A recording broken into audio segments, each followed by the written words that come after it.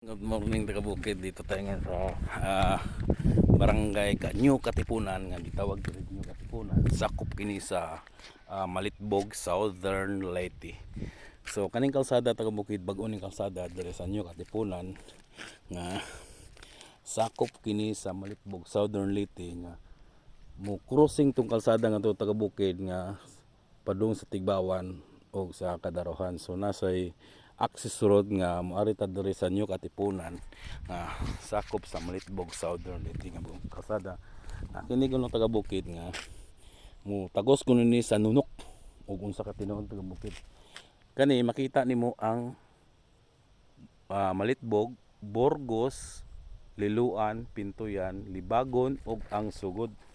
Kita mo taga Bukid yung dagat niya, no. So mo ni yang views dire, napakaganda. Fresco kayong hangin taga Bukid. Talagang mapipil mo yung bugnaw sa kapresko sa hangin. Amo ni karsada nga gihimo karon nga padung ni ngadto sa naibay da sa ibabaw nga magunay gingog kisang bahay na dia rest house na siya taga Bukid.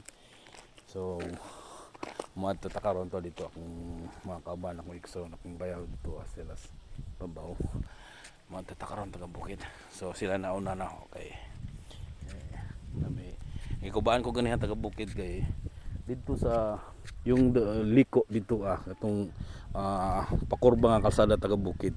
Wa pa masaminto, medyo kagot ng ligid. So karon yan ata karon diri ato lang gibaktas kay diri sa porsyon dito taga Bukid nga wa pa ni mahuman. So napay gamay so di maka lusot ang sasakyan. So napoy nakasuwat nga property, private property, no trespassing. So sa puna di pa ta makagi. So mo hinahinay tagtungas nga to taga Bukid.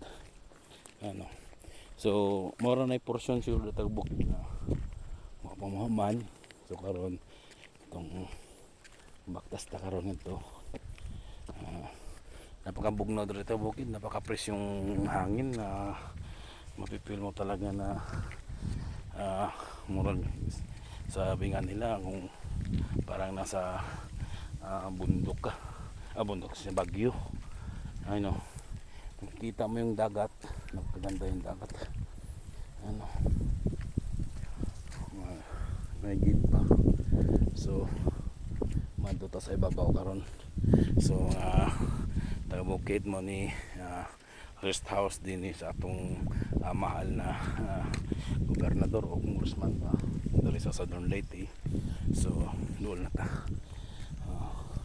Dako po migpasalamat nga naay kalsada na medyo nindot ang kalsada taga Bukid, no? So naay gagmay nga kalsada nga pa maputol-putol sa nila kay pero ongoing ang construction taga Bukid. Nindot na. So tawag din natin tri karon. So dire sa laman ta ko to atong putlon sa niya atong video kay medyo palubat na yung cellphone natin. Dito na ta Bukid, larga bulan na wala nang intro.